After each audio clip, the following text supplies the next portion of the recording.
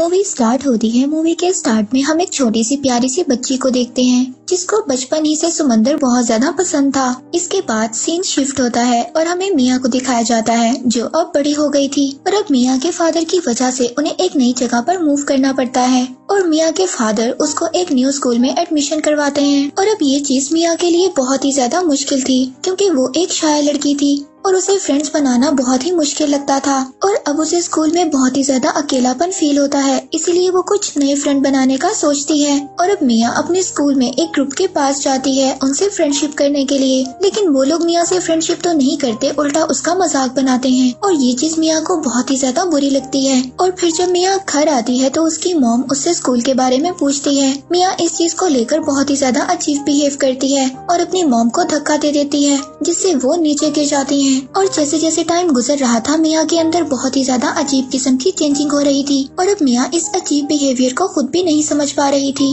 और इसी तरह एक रात वो किचन में जाती है और पानी में बहुत ज्यादा नमक मिलाकर पी जाती है और ये बात काफी अजीब थी। और फिर अगले दिन मिया फिर से स्कूल जाकर उस ग्रुप से बात करने की कोशिश करती है और अब उस ग्रुप की लीडर जियाना आ जाती है और मिया को अपने साथ घर ले जाने का कहती है और मिया भी जियाना की बात को मान लेती है और उसके साथ उसके घर चली जाती है। और अब जियाना के घर जाकर सभी लड़कियां अजीब सी बातें करने लगती हैं और ये सब बातें मिया के लिए बहुत ही ज्यादा नई थी, लेकिन अब उसे भी इन चीजों की आदत हो गई थी। और अब जियाना उनके साथ एक अजीब सी गेम खेलने के लिए कहती है जिसमें वो अपने फ्रेंड्स को उसका गला दबाने के लिए कहती है, लेकिन उसकी कोई भी फ्रेंड इस बात को नहीं मानती। लेकिन मिया उसको कहती है कि मैं ऐसा करूंगी और जब मिया उसका गला दबाती है तो वो थोड़ी देर के लिए बेहोश हो जाती है और जब जियाना थोड़ी देर बाद होश में आती है तो वो कहती है कि मैं काफी अच्छा फील कर रही हूँ और वो दूसरों को भी ये ट्राई करने के लिए कहती है। और फिर मिया कहती है कि मुझे भी ऐसा करना है और जब जियाना मिया का गला दबाती है तो उसकी सांसें फूलने लगती हैं और वो बेहोश हो जाती है। और जब वो बेहोश होती है तो वो समंदर की लहरों को देखती है और तभी मिया को होश आता है तो वो कहती है कि मुझे अपने घर जाना है। और फिर जब मिया घर आती है तो वो फिश टैंक में मछलियों को देखने लगती है और मिया यहाँ पर बहुत ही अजीब हरकत करती है। वो कुछ मछलियों को निकाल कर कच्चा ही खा जाती है और ये चीज थोड़ी ही देर बाद उसको बहुत अजीब लगती है और वो वॉमिट करने के लिए वॉशरूम में चली जाती है। और फिर नेक्स्ट डे मिया स्कूल जाती है और फिर नेक्स्ट डे स्कूल जाकर जियाना का ग्रुप और मिया स्कूल को बंक कर देती हैं और शॉपिंग के लिए चली जाती हैं। अब जियाना का ग्रुप मॉल के वॉशरूम में जाकर अजीब सी हरकतें करती हैं। वो वहाँ पर जाकर स्मोकिंग करती हैं और ड्रिंक भी करती हैं और तो और वो एक सुपरमार्केट से चीजों को भी चोरी करती हैं। और फिर जब सिक्योरिटी को उन पर शक होता है तो वो लोग वहाँ से भाग जाती हैं और फिर वो लोग एक ब्रिज पर जाकर अजीब सी हरकतें करती हैं और मिया भी इनका साथ देती है। और अब मिया भी जियाना के ग्रुप का हिस्सा बन गई थी।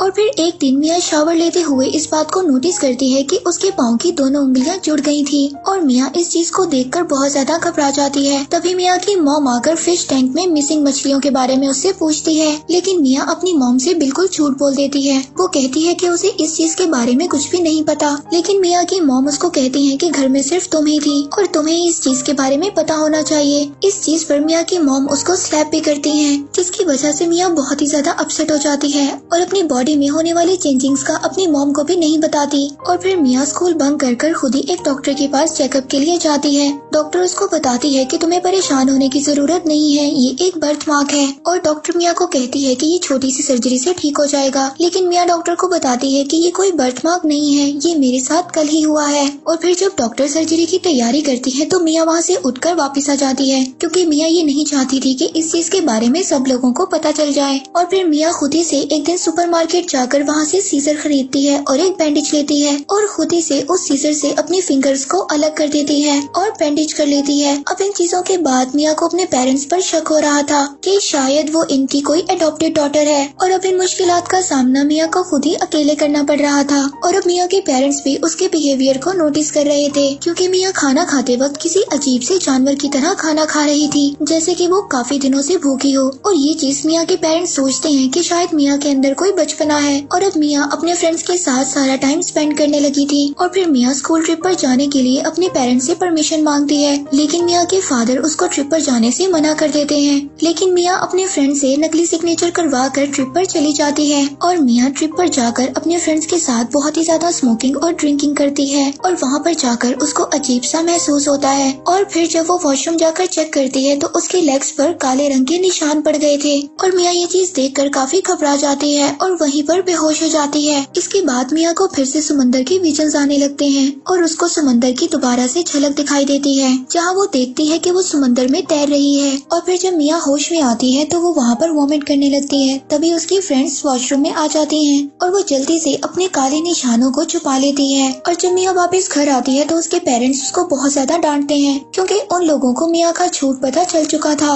और फिर मिया अपने रूम में जाकर कपड़े उतार कर जमीन पर ही सो जाती है। और फिर जब मिया सुबह जागती है तो वो देखती है कि उसकी लेग्स पर से मछली जैसी स्किन उतर रही है। मिया उस मछली की स्किन को छुपा देती है और स्कूल के लिए निकल जाती है। और स्कूल में एक टीचर मछली पर कुछ टेस्ट कर रही थी और मिया को उस मछली की स्मेल बहुत ही ज्यादा अट्रैक्ट कर रही थी। तभी जब सब बच्चे और टीचर वहाँ से चले जाते हैं तो मिया उस मछली को उठाकर कच्चा ही खा जाती है। इसी दौरान क्लास की एक लड़की उसको ऐसा करते हुए देख लेती है और फिर मिया उस लड़की को धमकी देती है कि अगर तुमने ये बात किसी को बताई तो मैं तुम्हें जान से मार दूंगी। और अब मिया के साथ आहिस्ता आहिस्ता सिचुएशन खराब हो रही थी और मिया को इस बात की खुद ही समझ नहीं आ रही थी और वो इस चीज के बारे में किसी को भी नहीं बता सकती थी और अपनी बॉडी में होने वाली चेंजिंग्स को कंट्रोल भी नहीं कर सकती थी। जब एक दिन मिया के पेरेंट्स घर से बाहर जाते हैं तो मिया भी तैयार होकर एक लेक पार्टी में चली जाती है जहाँ पर उसके फ्रेंड्स ड्रिंक कर पानी में खेल रहे थे। और मिया वहाँ पर बहुत ही ज्यादा ड्रिंक कर लेती है और अपनी लाइफ के बारे में सोचते हुए जमीन पर ही लेट जाती है। और फिर उसको थोड़ी ही देर बाद हेल्प मी की आवाजें सुनाई देती हैं क्योंकि जियाना ने बहुत ही ज्यादा ड्रिंक कर ली थी और वो पानी में गिर गई थी।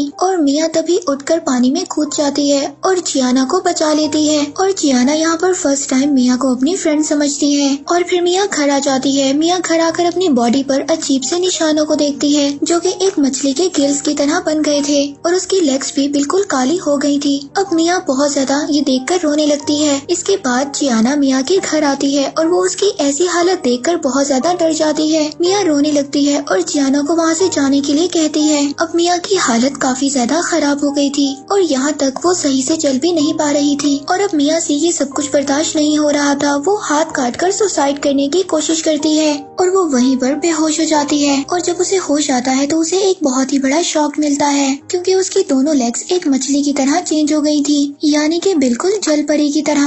और अब मिया बहुत मुश्किल से क्रोलिंग करते हुए बाथ टब में चली जाती है और उस टब को बहुत ज्यादा पानी के साथ भर लेती है। इसके बाद उसको काफी सुकून मिलता है और वो बहुत ज्यादा रिलैक्स हो जाती है, जैसे उसकी सारी पेन अब जा चुकी हो और वो खुद को और ज्यादा तकलीफ देना नहीं चाहती थी और वो अपने आप को एज अ जल परी एक्सेप्ट कर लेती है। इसके बाद वो कॉल कर जियाना अपनी फ्रेंड को घर पर बुलाती है और जब जियाना घर आती है तो वो इसकी हालत देखकर बहुत ज्यादा शॉक्ड हो जाती है। इसके बाद जियाना मिया को खींचकर अपनी गाड़ी तक ले आती है और उसे बीच पर ले जाने लगती है। और अब वहाँ पर पहुंचकर मिया लास्ट टाइम अपनी मदर को कॉल करती है और उनको कहती है कि मैं आपको बहुत मिस कर रही हूँ और उनसे सॉरी बोलती है। तो जियाना मिया से पूछती है कि क्या तुम्हें डर नहीं लग रहा। मिया जियाना को जवाब देती है कि मुझे अब किसी चीज का भी कोई डर नहीं है क्योंकि यही मेरी किस्मत है और समंदर मेरा घर है। इसके बाद मिया जियाना को एक गुड बाय हग करती है और उसको ना दुखी होने के लिए कहती है। और फिर मिया क्रोलिंग करते हुए समंदर की गहराइयों में चली जाती है और वो समंदर में तैरते हुए पूरी तरह से एक जल परी में बदल जाती है। आखिरकार उसे इतनी तकलीफ बर्दाश्त करने के बाद उसको एक अपना घर मिल गया था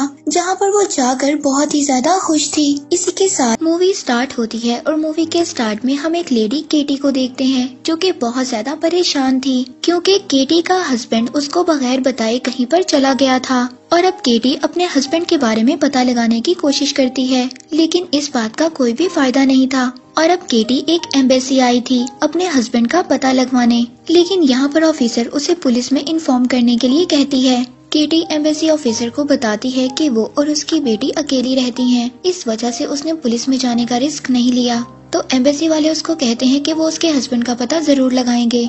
दरअसल केटी एम्बेसी इसलिए आई थी क्योंकि वो 1 महीने के बाद अपने हस्बैंड के साथ स्पेन मूव करने वाली थी, लेकिन फिर उसका हस्बैंड अचानक ही गायब हो गया। अब केटी इस बात को समझ रही थी कि शायद उसका हस्बैंड अपनी जिम्मेदारियां छोड़कर अकेला चला गया है। और अब कुछ मंथ्स गुजर गए थे लेकिन केटी के हस्बैंड की कोई भी खबर नहीं आती।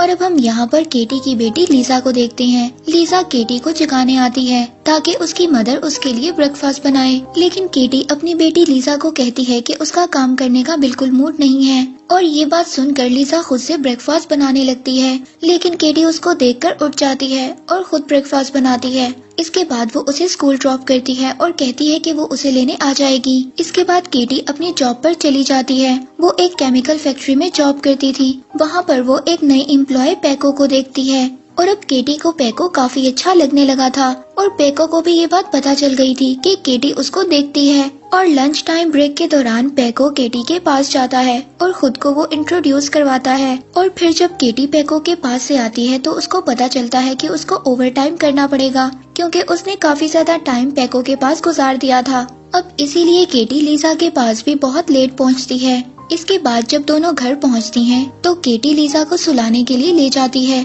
लेकिन लीजा अपनी मॉम के साथ कुछ टाइम स्पेंड करना चाहती थी, क्योंकि वो बहुत ज्यादा अकेला फील कर रही थी। लेकिन वो इस बारे में अपनी मॉम को नहीं बताती और फिर नेक्स्ट डे भी यही रूटीन चलती रहती है। अब पैको केटी के पास आता है और उससे डेट के बारे में पूछता है। और उधर लीजा का कोई फंक्शन था जिसके लिए उसने प्रैक्टिस करनी थी, लेकिन केटी लीजा को इग्नोर कर पैको के साथ डेट पर चली जाती है। और अब यहाँ पर पैको अपने बारे में सब कुछ बताता है और केटी भी अपने बारे में पैको को सब कुछ बता देती है कि उसका हस्बैंड काफी मंथ पहले उसको छोड़कर चला गया था। और पैको को अपनी बेटी लीजा के बारे में भी बताती है। इसके बाद पैको केटी के घर आ जाता है और वो वहीं पर टाइम स्पेंड करते हैं। और फिर अगली सुबह केटी और पैको नाश्ता कर रहे थे और लीजा वहाँ पर आ जाती है। अब केटी लीजा को पैको से इंट्रोड्यूस करवाती है, लेकिन लीजा वहाँ से कुछ कहे बगैर चली जाती है। केटी लीजा के पास जाती है और उसको बताती है कि वो पैको के साथ न्यू लाइफ को स्टार्ट कर सकती हैं। और अब पैको और केटी दोनों साथ रहने लगे थे और वो सब लाइफ में बहुत ज्यादा खुश थे। और केटी और पैको दोनों इसी तरह साथ फैक्ट्री जाते हैं और साथ ही वापस आते हैं। इसी तरह उनकी लाइफ गुजर रही थी। और यहाँ पर हम देखते हैं कि कुछ मंथ बाद केटी को एक बेबी बॉय होता है और अब उस बेबी बॉय का नाम वो दोनों रिकी रखते हैं। और अब रिकी के आने के बाद केटी फैक्ट्री नहीं जाती और पैको इसी तरह उन सब का ख्याल रख रहा था। और अब केटी ने लॉटरी खेलना भी स्टार्ट कर दी थी। एक दिन पैको घर बहुत लेट आता है और केटी बहुत ज्यादा परेशान हो जाती है। जब पैको घर आता है तो केटी उससे पूछती है। पैको उसको बताता है कि वो रात भर रिकी के रोने की वजह से सो नहीं पाया, इसीलिए वो फैक्ट्री में ही सो गया। और अब केटी और पैको ये दोनों डिसाइड करते हैं कि वो एक एक दिन फैक्ट्री जाएंगे और जो घर पर रुकेगा वो रिकी का ख्याल रखेगा। और फिर इसी तरह एक दिन केटी फैक्ट्री जाती है और घर पर पैको रिकी का ख्याल रखता है। और फिर जब केटी फैक्ट्री से वापस आती है तो वो रिकी के कपड़े बदलवाने के लिए उसको ले जाती है। वो इसी दौरान रिकी की बैग पर कुछ निशान को नोटिस करती है और वो इस बारे में पैको से पूछती है, लेकिन वो उसको कहता है कि उसे इस बारे में कुछ भी नहीं पता। और फिर एक दिन रिकी बहुत ज्यादा रो रहा था और केटी उसकी बैग पर उसी निशान को नोटिस करती है जो कि बहुत ज्यादा बड़े हो गए थे। और अब केटी शायद ये सोचती है कि जब वो फैक्ट्री चली जाती है तो पैको पीछे रिकी को मारता है। और अब ये बात पैको को बहुत ही बुरी लगती है और वो इसकी वजह से घर छोड़कर चला जाता है। और इसी तरह कुछ दिन गुजर जाते हैं। केटी फैक्ट्री जाती है और लीजा घर पर रिकी का ख्याल रखती है।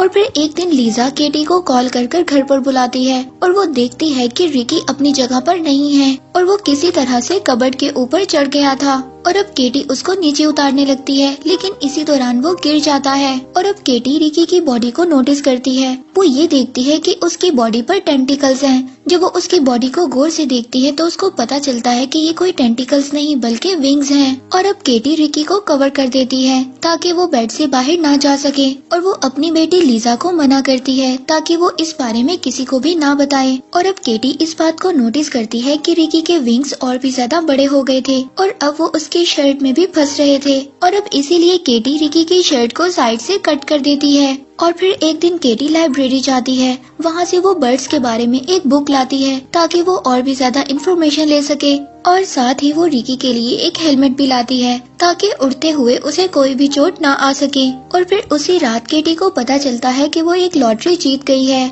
और फिर अगली सुबह वो रिकी और लीजा के साथ शॉपिंग पर जाती है। और अब शॉपिंग के दौरान केटी और लीजा का ध्यान रिकी पर से हट जाता है और उधर रिकी उड़ने लगता है, जिससे वो दोनों ही बहुत ज्यादा परेशान हो जाती हैं। और वो दोनों रिकी को ढूंढने लगती हैं और वहाँ पर लोग रिकी को देखकर उसकी वीडियो बनाने लगते हैं, क्योंकि लोगों ने ऐसा बर्ड कभी नहीं देखा था। और वहाँ पर कुछ लोगों को लग रहा था कि ये कोई टॉय है। और ये सुपरमार्केट की कोई स्ट्रेटजी है। और अब स्टोर वाले सिक्योरिटी रीजन की वजह से स्टोर को खाली कर देते हैं और इसके बाद सुपरमार्केट की लाइट्स को ऑफ कर रिकी को नीचे लाया जाता है और रिकी को हॉस्पिटल लेकर जाया जाता है ताकि डॉक्टर इस चीज को चेक कर लें कि रिकी को कोई चोट तो नहीं आई। और अब डॉक्टर्स केटी से मिलकर कहते हैं कि उन्होंने ऐसा बच्चा कभी नहीं देखा। रिकी एक बहुत ही स्पेशल चाइल्ड है और वो रिकी पर एक्सपेरिमेंट करना चाहते हैं, लेकिन वो केटी की परमिशन के बगैर ऐसा नहीं कर सकते। पर केटी डॉक्टर को मना कर देती है और वो डॉक्टर से पूछती है कि वो रिकी को कब तक घर लेकर जा सकती है। डॉक्टर केटी को कहता है कि रिकी हॉस्पिटल में ही ज्यादा सेफ है, लेकिन केटी इससे भी मना कर देती है। इसके बाद केटी रिकी को हॉस्पिटल के पीछे के रास्ते से घर ले जाती है क्योंकि मेन डोर पर मीडिया और पुलिस आए हुए थे। और फिर अगली सुबह पैको केटी से मिलने आता है और वो दोनों एक दूसरे को माफ कर देते हैं। लेकिन लीजा पैको के आने से ज्यादा खुश नहीं थी। वो ये सोचती थी कि पैको के आने से वो और उसकी मॉम दोनों फिर से अलग हो जाएंगे। इसके बाद पैको रिकी से मिलने आता है और वो तेजी से हवा में उड़ता है जिससे उसको काफी ज्यादा चोट आती है और फिर डॉक्टर उसका ट्रीटमेंट करने घर पर ही आ जाता है। अब डॉक्टर केटी को बताता है कि वो ऑपरेशन से रिकी के विंग्स को हटा सकते हैं, लेकिन इससे रिकी को बहुत ज्यादा पेन होगा। और डॉक्टर केटी को बताता है कि इस तरह रिकी का सरवाइव करना बहुत ज्यादा मुश्किल हो जाएगा। और फिर उसी रात लीजा खुद से रिकी के विंग्स को काटने लगती है, लेकिन वहाँ पर पैको आ जाता है और वो ये देखकर फौरन वहाँ से अपने बेड पर चली जाती है। और अब पैको केटी से कहता है कि वो रिकी के बदले मीडिया से बहुत ज्यादा पैसे ले सकते हैं। पहले केटी इस बात को मना कर देती है, लेकिन अपनी फाइनेंशियल कंडीशन की वजह से वो पैको की बात को मान जाती है। और फिर अगली सुबह केटी और पैको रिकी के पाँव पर रस्सी बांधकर उसको उड़ने देते हैं ताकि सब लोग उसको देख सकें। लेकिन गलती से केटी से वो रस्सी छूट जाती है और रिकी उड़ता हुआ दूर जंगलों में चला जाता है। और अब केटी और पैको बहुत ज्यादा परेशान थे। वो उसके पीछे जाते हैं, लेकिन रिकी वहाँ से बहुत दूर जा चुका था। और अब काफी दिन गुजर जाते हैं, लेकिन रिकी का कुछ भी पता नहीं चलता। और केटी को अब भी ऐसा लगता था कि रिकी वापस आ जाएगा, लेकिन पैको उसको समझाता है कि रिकी बगैर खाए पिए इतने दिन तक सरवाइव नहीं कर सकता, वो अब तक मर गया होगा। और अब केटी एक दिन सुसाइड करने के लिए उसी लेक के पास जाती है जिस लेक के पास से रिकी उड़कर जंगल में चला गया था, लेकिन रिकी वहाँ पर उड़ता हुआ आ जाता है और अब उसके विंग्स और भी ज्यादा बड़े हो गए थे। और रिकी को अपने सामने देखकर केटी बहुत ही ज्यादा खुश हो जाती है और लेक से बाहर आ जाती है, लेकिन रिकी वहाँ से उड़ जाता है और केटी फिर से दोबारा अपने घर आ जाती है और लीजा और पैको को घर आकर गले लगाती है। और अब केटी शायद इस बात को समझ गई थी कि रिकी दोबारा उसके पास नहीं आएगा। और हम देखते हैं कि केटी अपनी लाइफ से बहुत ज्यादा खुश थी और वो अब प्रेग्नेंट थी। और ये सब रिकी की वजह से हुआ था, जो उनकी लाइफ में एक एंजल की तरह आया था। और इसी के साथ ये मूवी यहीं पर एंड हो जाती है।